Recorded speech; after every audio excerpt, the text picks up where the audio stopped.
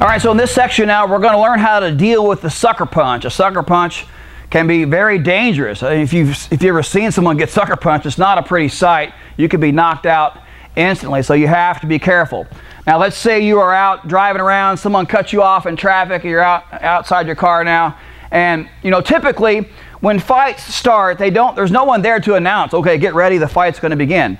You don't really know. It just goes from a peaceful situation, and then there's the fight, and there's a lot of gray area in between, an argument of sorts that kind of builds up, and you're not sure if the fight is going to start yet or not. So you're in this kind of gray area, this kind of limbo. Is this fight going to start or not? That's the dangerous part, because if you don't know the fight's going to start, he may be wanting to sucker punch me, and if I'm not prepared, I can get nailed and it's all over. Okay, so you have to learn how to protect yourself in that gray area when you're not sure the fight's going to start or not. It's just going to escalate. So what you want to do, let's say Angelus is the bully and he's starting a fight with me. Over here just a little bit, Angelus. He's starting a fight with me. He's in my face, right? There's no referee. He's just in my face and stuff.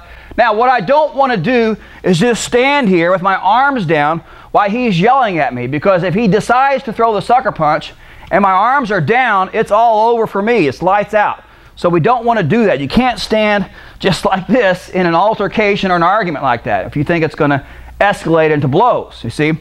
But at the same time, I don't want to do this either, because that is almost an escalation in itself. We're just arguing now. The fight hasn't started. You may even look kind of weird just jumping into your stance like this over an argument. It's kind of silly. So you don't want to be just completely passive with your arms down.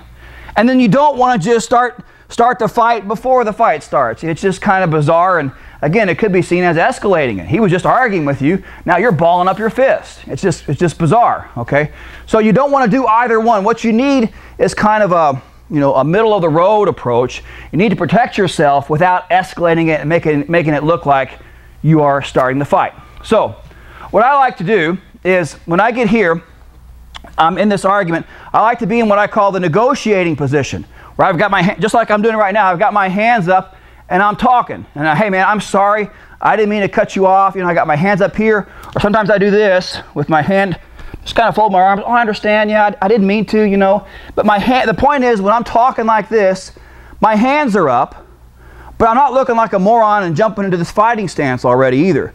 But it's not much difference in terms of my defense. This doesn't change things that much, you see. So it's a lot more, I guess you could say, normal looking. You can just talk and have your negotiation like this, and I'm just as protected as if I were doing this, but I'm not doing anything that aggressive right now. I'm not escalating it that way. So I'm just talking like this. So that's how I want you to deal with this situation when you're in an argument.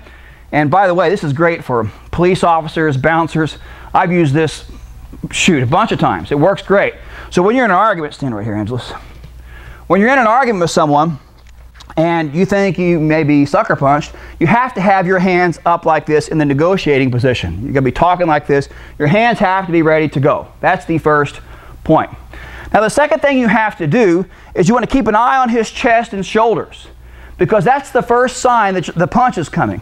If someone's talking to you, they're arguing with you like this, and you see that shoulder go back, that's a sign that the punch is coming. Hey man, you cut me off. Right there. That's your key. Right there. When that shoulder goes back, here comes the punch, you see. So you have to keep an eye on his shoulders.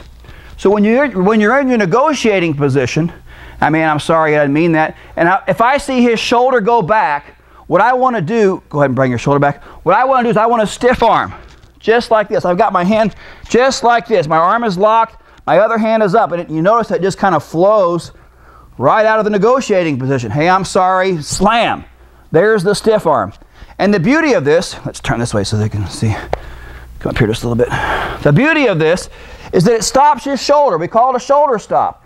He can't possibly punch me unless his shoulder can come forward. And I'm blocking, I'm stopping his shoulder like this. He can't hit with that hand with my shoulder stop here, you see. So that's the beauty of it. It flows right out of the negotiating position. So you're here, he draws the shoulder back, that's when the shoulder stop goes, but at the same time I want you to do this cup here on the elbow, so it's this motion, just like this. So it's a shoulder stop and elbow pull. Again, guys, I've used this a lot, it works great. So you're talking here, you're arguing, he goes, I go. You see? Just like this. Notice the turn. He can't do me any damage right now. I've got him totally off balance, and I'm ready now to follow up. My favorite follow-up from here is the rear naked choke. It flows right into that. Just look at this. I mean, just bang, bang, just like that. Bang, boom. You see. Other side here, if I was going the other way, it just flows. So when I want to do the shoulder stop and elbow pull, over here just a little bit, this is the angle right here, you see. Turn this way. Look. He can't hit me, he can't possibly hurt me now. And then I'm not going to obviously stop there. I'm going here, and then it's going to fold up into the rear naked choke. Just like that. It works great, I'm telling you. So here I'm arguing, or we're arguing. He draws back, that's my cue to go. As soon as he cocks the shoulder, bang, that's when I go. And I don't stop here, I want to go bang, bang. Rear naked choke. If I want to punch instead, of course I can do that. Again, he doesn't have any, I've got good angles on him. I can punch him many times before he can even get off one punch. But this is the position. Here, shoulder stop. Rear naked choke is my favorite option. So it's here, bang, boom, lock it up, walking back, etc. It could be a southpaw that you have to deal with. Yeah, come up here a little bit. So if it's a southpaw guy, again, same thing. Shoulder stop. This comes, see how this comes right into play there. Let's go slow again.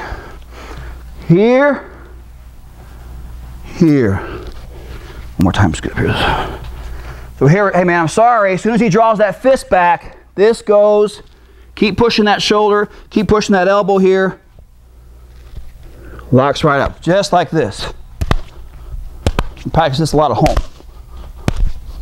That's all it is. And you can really whip it on someone fast. So that's how I recommend dealing with the sucker punch.